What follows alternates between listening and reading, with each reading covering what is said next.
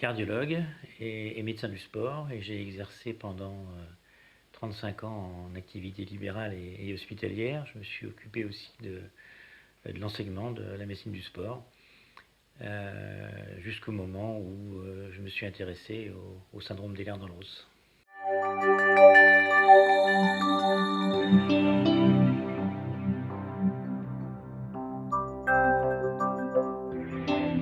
Alors tout à fait par hasard, en rencontrant le professeur Ramonet, en fait, à une période de mon activité professionnelle, je travaillais à l'Hôtel-Dieu, dans un bureau qui était à côté du sien.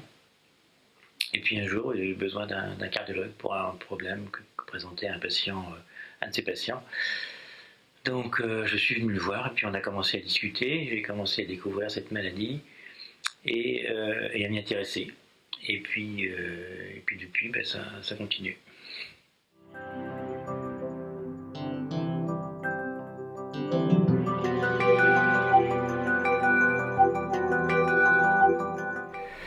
Alors, le syndrome d'Ehlers-Danlos est une maladie du tissu conjonctif, c'est-à-dire que c'est l'ensemble du tissu de soutien qui est anormal. Donc aussi bien la peau, les ligaments, les tendons, les articulations et toutes les enveloppes des organes qui sont perturbées, alors qu'habituellement les organes eux-mêmes sont normaux, ce qui fait qu'on peut considérer que ce n'est pas une maladie dégénérative, mais c'est une maladie qui présente un certain nombre de handicaps liés justement à ces anomalies de toutes les enveloppes.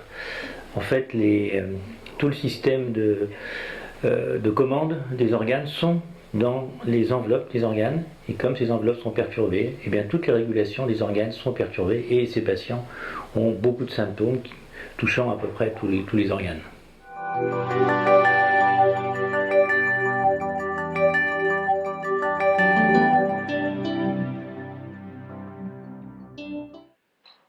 Eh bien, ça a été une surprise puisque dans mes études, comme la plupart de mes confrères, je n'ai pas appris cette maladie qui était considérée comme une maladie rare à l'époque.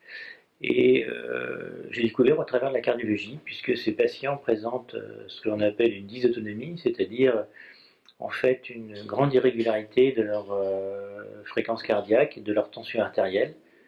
Toujours pareil, lié au fait que les systèmes de régulation de la tension artérielle et de la fréquence cardiaque sont dans les enveloppes, en particulier dans les enveloppes du cœur, et que donc ces patients, pour des raisons au départ pour moi assez mystérieuses, présentaient aussi bien des chutes de tension artérielle, des montées de tension artérielle, des fréquences cardiaques basses, ou au contraire des palpitations, des accélérations brutales.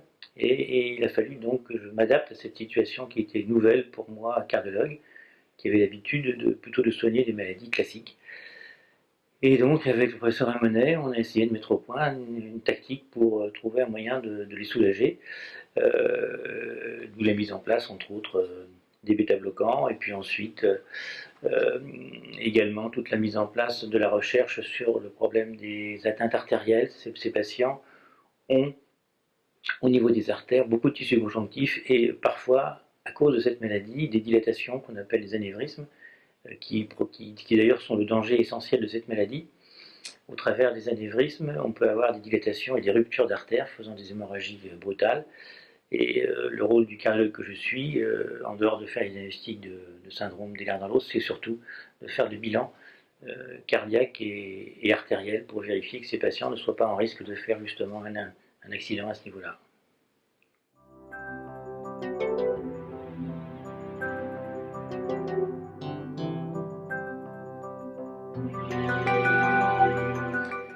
Oui, la différence est fondamentale et explique probablement la difficulté des confrères à s'adapter à la situation.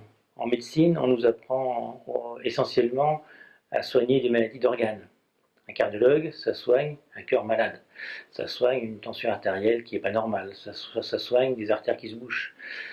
Donc ça soigne un organe qui souffre. Alors que dans le syndrome d'Ehlers-Danlos, habituellement, en dehors de cas exceptionnels, les organes sont normaux.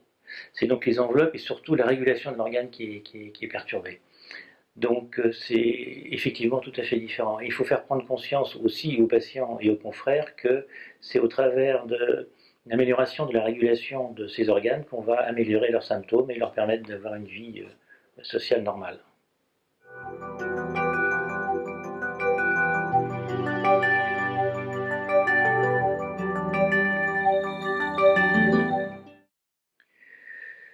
Oui, parce que le corps médical, pour l'instant, a du mal à reconnaître cette maladie, ou en tout cas dans le fait qu'elle n'est pas aussi rare qu'on le pensait au départ.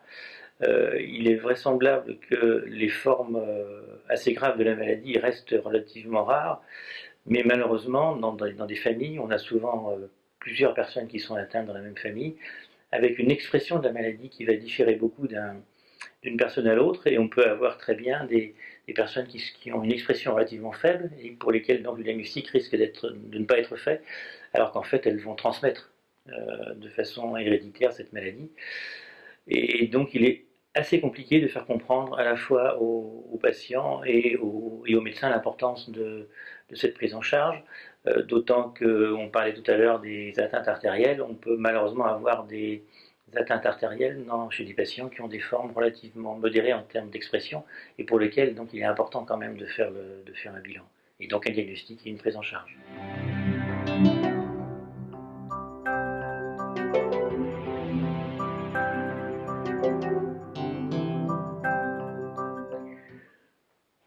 Le double devoir d'un médecin, c'est d'essayer de former ses confrères pour qu'il y ait un maximum de médecins capables de reconnaître cette maladie et de la prendre en charge. Et en France, nous avons un gros problème de déficit à ce niveau-là, avec trop peu de médecins qui connaissent le syndrome.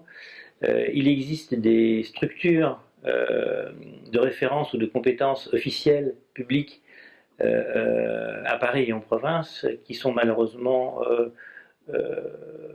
assez mal organisées pour pouvoir recevoir l'immense population de ces patients atteints du syndrome des nerfs dans l'os. Et donc, il est à l'évidence nécessaire de mettre au point une structure qui permette un accueil sur une grande échelle, aussi bien en région parisienne que sur tout le territoire.